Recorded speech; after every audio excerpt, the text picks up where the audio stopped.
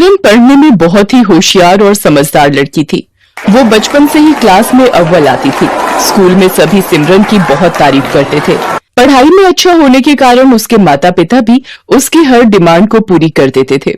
सिमरन की एक ही सहेली थी मीनल, जो उसके पड़ोस में रहती थी। दोनों साथ ही स्कूल जाती थी। एक दिन स्कूल जाते वक्त, अरे सिमरन, आज तूने फिर लेट कर दी। तू क्लास में अव्वल आती है इसलिए तुझे टीचर कुछ नहीं बोलती। आज तो वो पक्का मुझे पनिशमेंट देंगी। अरे बाबा, कुछ नहीं होगा। हम दोनों क्लासरूम की खिड़की से जाकर सीट पर बैठ जाएंगे। ये देख मेरा नया फोन। वाह, तुम्हारा पर्सनल फोन।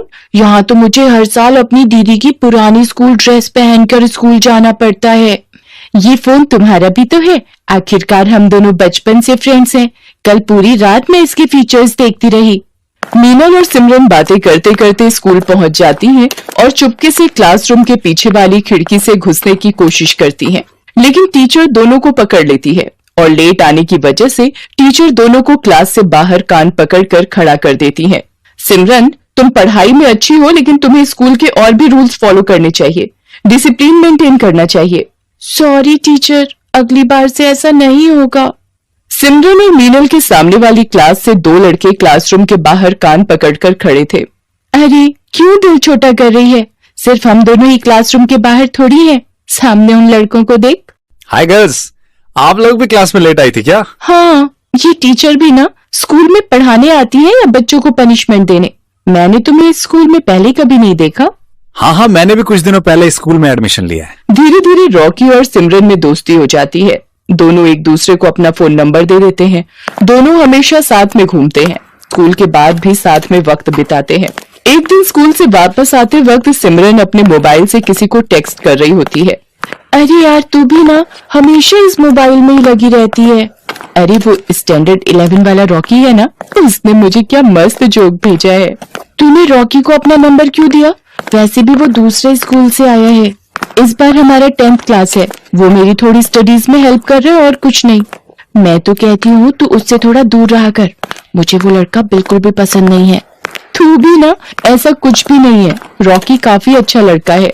अगले दिन सिमरन क्लास में बैठकर फोन चला रही थी, तभी उसे टीचर पकड़ लेती हैं।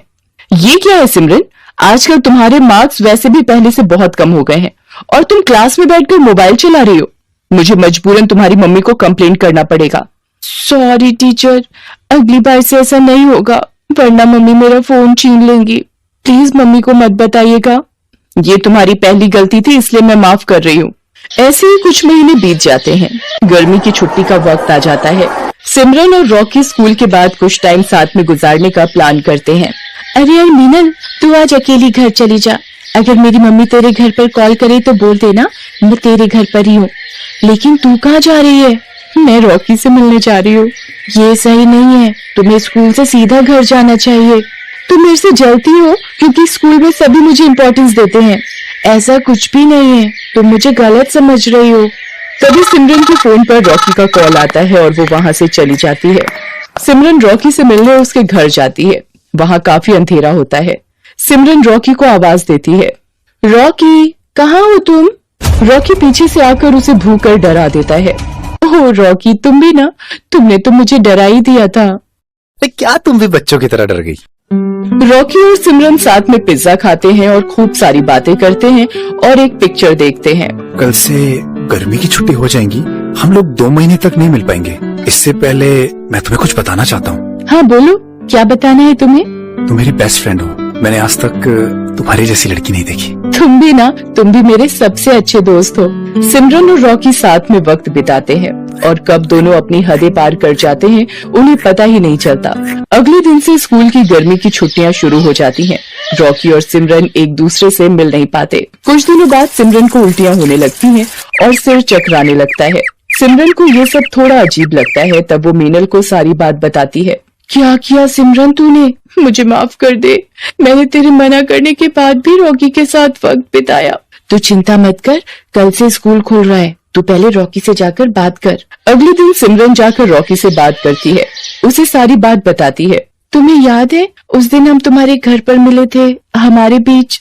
वो तो मेरा सबसे खूबसूरत दिन था। हमारे साथ में बिताए गए वो पल मैं कैसे भूल सकता हूँ। मैं प्रेग्नेंट हूँ। मुझे कुछ समझ में नहीं आ रहा, मुझे क्या करना चाहिए। अगर किसी को पता चल गया तो सब हमारा मजाक उड़ाएंगे। ये क्या बोल रही हो?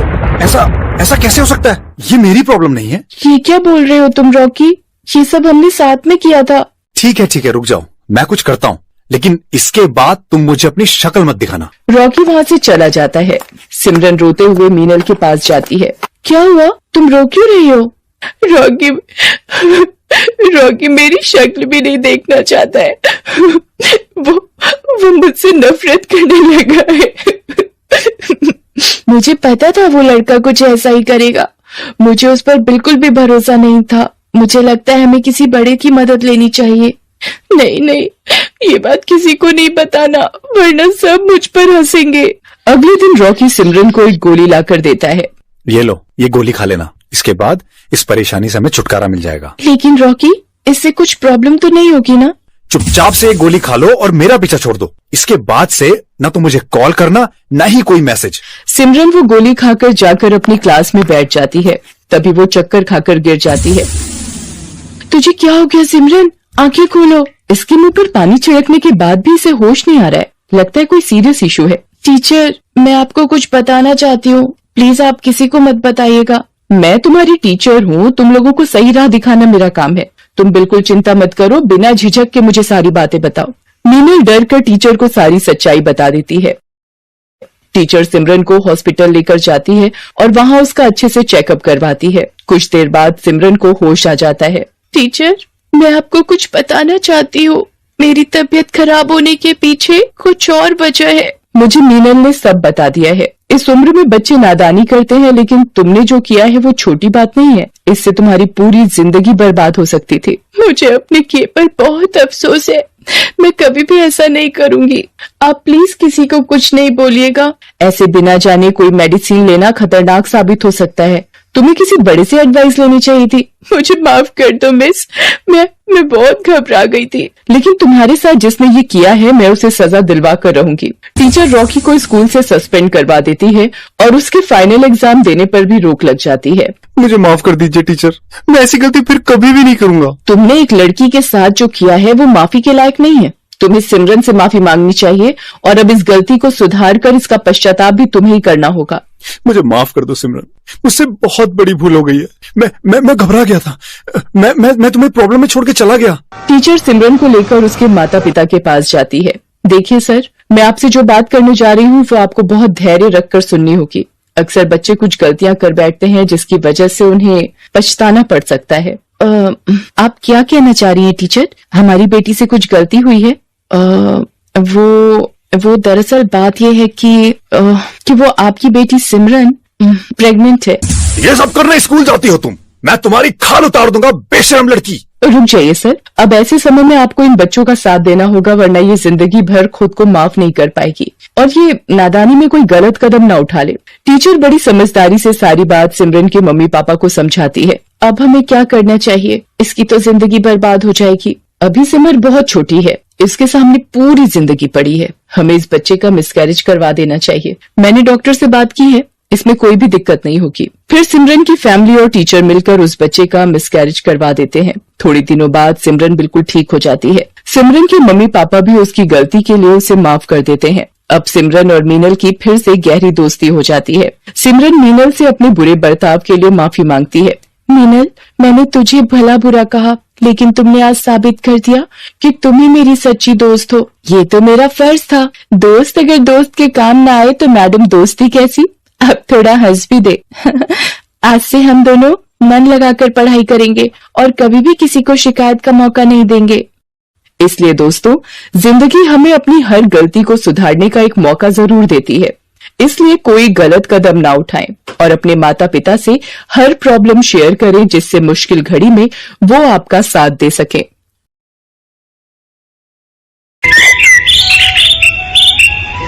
संध्या एक प्राइवेट स्कूल में टीचर थी। कुछ दिन पहले ही उसने ये स्कूल ज्वाइन किया था। आज सुबह से उसे थोड़ी सुस्ती सी लग रही थी, इसलिए उसे जागने में भी देर हो गई थी और जब उसकी नींद खुली तो 8:30 बज चुके थे। ओह, आज तो 8:30 बज गए। 9 बजे तक बस स्टैंड पहुंचना होगा, नहीं तो बस छूट जाएगी और स्कूल जाने में बहुत देर हो जाएगी। संध्या जल्दी जल्दी तैयार होने लगी। एक बार तो उसका मन किया कि वो आज की छुट्टी ले ले, लेकिन स्कूल में एनुअल फंक्शन की तैयारी भी चल रही थी, इसलिए वो चाहकर भी छुट्टी नहीं ले सकती थी। भागती भागती वो बस स्टैंड पहुंची। थैंक गॉड मैं बस स्टैंड पहुंच गई, नहीं तो भारी मुसीबत हो जाती। अपने राइट टाइम पर बस आई। संध्या भागकर बस में चढ़ गई। 15 मिनट बाद वो अपने स्कूल पहुंच गई, लेकिन जैसे ही वो स्कूल के गेट पर पहुंची तो उसने महसूस किया कि सारे स्टूडेंट उसे घूर घूर कर देख रहे हैं और मन मन मुस्कुरा भी रहे हैं। क्या बात है, सब मुझे ऐसे क्यों घूर रहे हैं? संध्या स्टाफ रूम की ओर बढ़ी जा रही थी, लेकिन जैसे जैसे वो आगे बढ़ती जा रही थी सारे स्टूडेंट उसे उसकी ओर देखकर मुस्कुराते हुए मिलते। एक समय तो उसे बहुत गुस्सा भी आ गया और उसने एक स्टूडेंट को डांटते हुए कहा, जब देखो खीखी करते रहते हो, क्या बात है, क्यों कर रहे हो खीखी? संध्या मैम की डांट को सुनकर उस स्टूडेंट जिसका नाम विवेक था उसने कहा कि मैम वो आपके कपड़े में कुछ लगा है। कुछ लगा है? क्या लगा है? मैम पता नहीं, कुछ लाल रंग का है। विवेक की बातों को सुनकर संध्या का माथा ठनक गया। उसे समझ आ गया था कि उसे पीरियड हो गया है। उफ, मुझे पीरियड हो गया है, लेकिन मुझे पता क्यों नहीं लगा। संध्या तुरंत भागी भागी स्कूल के वॉशरूम में गई। उसने जैसे ही शीशे में देखा कि उसके कपड़ों में दाग लगा है, उफ, दाग तो काफी ज्यादा लग गया है। कोई नहीं, मैं इसे बाद में साफ कर लूंगी, लेकिन पहले मुझे पैड तो लगाना होगा। उसके बाद संध्या ने अपने पर्स को खोला, लेकिन पर्स को खोलते ही उसका दिमाग चकरा गया। ओह, इसमें तो पैड है ही नहीं। मैं तो हमेशा एक्स्ट्रा पैड रखती हूँ। क्या करूँ? पैड तो लगाना ही होगा ना।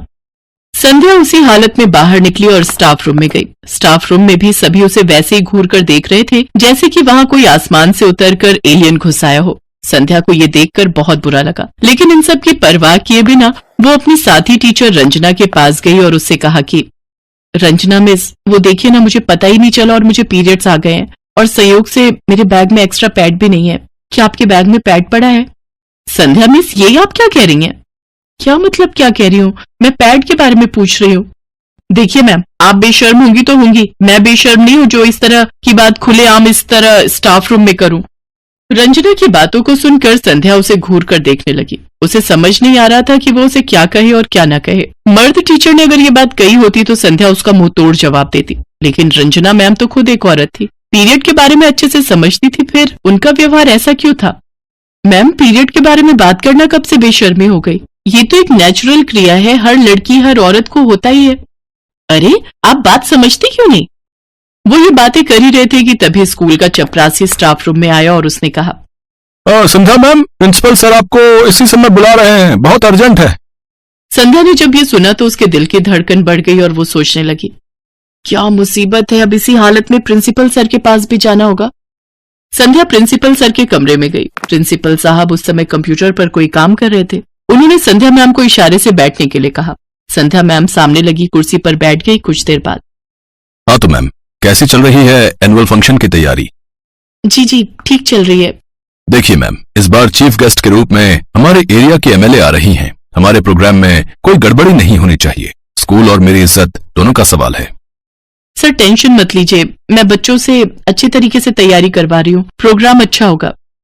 प्रिंसिपल से इजाजत लेकर संध्या मैम फिर क्लासरूम की ओर जाने लगी, लेकिन तभी प्रिंसिपल सर की नजर संध्या के कपड़ों पर गई। संध्या के कपड़ों को देखकर प्रिंसिपल का मूड खराब हो गया। उसने कहा, संध्या मैम, ये क्या है? ये क्या लगा है आपके कपड़ों में? सर वो... संध्या ने प्रिंसिपल सर से बिना झिझके अपने पीरियड की बात कह दी, जिसे सुनकर प्रिंसिपल सर का बिहेवियर भी स्कूल के और टीचरों की तरह ही था। देखिए मैम, ये स्कूल है, कई सारे बच्चे पढ़ते हैं यहाँ, आपको इन सब चीजों का ध्यान रखना चाहिए। सोचिए, किसी ने इस हालत में आपको देख लिया तो उसके दिमाग पर क्या असर पड़ेगा? सर, ये आप क्या कह रहे हैं? इस पर अपना कोई कंट्रोल होता है क्या? ये तो एक नेचुरल चीज है जो होनी है। वैसे सर, बच्चों ने मुझे ऐसी हालत में देख लिया है। देखिए, ऐसा पहली बार हो रहा है, इसलिए मैं कोई कड़े स्टेप नहीं लूंगा, लेकिन आइंदा आप इस बात का ध्यान रखिएगा, नहीं तो आपकी नौकरी पर खतरा होगा। संध्या का मन तो कर रहा था कि वो खुद एक रेजिग्नेशन लेटर लिखे और प्रिंसिपल सर के मुंह पर मार दे और कहे कि आप जैसे बुद्धिहीन लोगों को कौन प्रिंसिपल बना देता है, लेकिन वो ऐसा नहीं कर सकती थी क्योंकि इस नौकरी की उसे बहुत ही ज्यादा जरूरत थी। बहरहाल वो खून का घूंट पीकर वहां से चली गई। कुछ दिन के बाद स्कूल में एनुअल फंक्शन था।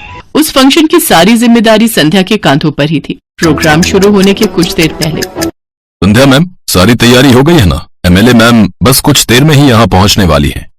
जी सर, बच्चों ने अच्छे से प्रैक्टिस की है। मैं दावे के साथ कह सकती हूँ हमारा प्रोग्राम जबरदस्त होगा। वे बातें कर ही रहे थे कि एमएलए मैम आ गई। प्रिंसिपल सर तुरंत उनके पास उन्हें रिसीव करने चले गए। थोड़ी देर बाद बच्चों का प्रोग्राम शुरू हो गया। सारे प्रोग्राम ठीक से हो रहे थे। बच्चों का डांस, नाटक और गाने के प्रोग्राम पर खूब तालियां बजी। एमएलए मैम भी इस प्रोग्राम को देखकर बहुत खुश थी।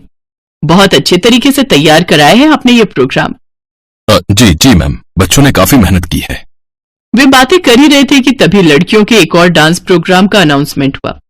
अब मंच पर 10वीं कक्षा की लड़कियां आप लोगों के सामने एक बहुत ही खूबसूरत क्लासिकल डांस पेश करने वाली हैं। आपसे गुजारिश है कि जोरदार तालियों से इन बच्चियों का स्वागत करें।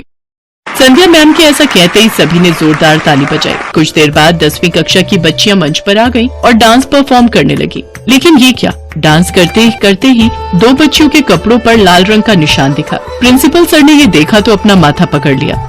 उफ, ये क्या हो गया? सारा प्रोग्राम ठीक चल रहा था कि बीच में ये। असल में उन बच्चियों को डांस करते समय पीरियड हो गया था। प्रिंसिपल सर ने ये देखा तो वो प्रोग्राम से उठकर बाहर आ गए और संध्या मैम को भी इशारे से बाहर बुलाया। संध्या जैसे ही वहाँ पहुंची, प्रिंसिपल उस पर बरस पड़ा। अरे, किस जन्म का बदला निकाल रही हैं आप मुझसे? आपको बोला था ना कि प्रोग्राम में कोई गड़बड़ी नहीं होनी चाहिए। क्या हुआ सर, सब ठीक से तो हो रहा है। क्या हक ठीक हो रहा है? आपने देखा जो बच्चियां परफॉर्म कर रही हैं, उनके कपड़ों में लाल निशान लगे हैं। अरे क्या जरूरत थी उन बच्चियों को प्रोग्राम में लेने की जिन्हें पीरियड हो रहे थे? आपने सब बर्बाद कर दिया। पता नहीं एमएलए मैम क्या सोच रही होंगी। अब यहाँ खड़ी खड़ी मेरा मुंह क्या देख रही हैं? जल्दी जाइए और उन बच्चियों का प्रोग्राम खत्म करवाइए। प्रिंसिपल सर ये बोल ही रहे थे कि तभी ताली की आवाज उनके कानों में आई। उन्होंने पीछे मुड़कर देखा तो ताली बजाने वाला और कोई नहीं, खुद एमएलए मैम थी। मैम वो इसमें मेरी कोई गलती नहीं है। ये सारा किया धरा संध्या टीचर का है। चुप रहिए, बिल्कुल चुप रहिए। मुझे शर्म आ रही है आपकी सोच पर। अरे आपको किसने प्रिंसिपल बना दिया? आपकी हरकत देखकर तो लगता है कि आप गंवार हैं, पूरे गंवार। मैम मैंने कहा ना कि मेरी कोई गलती नहीं है। मुझे क्या पता उन लड़कियों को पीरियड होने वाला है और उनके चलते पूरा प्रोग्राम खराब हो जाएगा। प्रिंसिपल की इस बात को सुनकर एमएलए मैम की आंखें गुस्से से लाल हो गईं। अरे उन बच्चियों को पीरियड हुआ है, पीरियड। उन्होंने कोई पाप नहीं किया है। ये तो प्रकृति का वरदान है। बिना उसके क्या ये सृष्टि संभव है? अरे आपने तो ईश्वर और प्रकृति के बनाए इस वरदान को घिनौना बना दिया। मैं अभी के अभी आपको सस्पेंड करती हूँ। आप प्रिंसिपल के लायक नहीं है, बिल्कुल नहीं है। उन प्यारी बच्चियों ने अपना परफॉर्मेंस जारी रखा। एमएलए मैम ने न सिर्फ उनकी तारीफ की बल्कि संध्या मैम को भी उनकी कोशिशों के लिए सम्मानित किया गया। दोस्तों, औरतों का पीरियड होना किसी अशुभता की निशानी नहीं है। ये एक नेचुरल प्रक्रिया है जो सृष्टि के संचालन के लिए बहुत ही जरूरी है।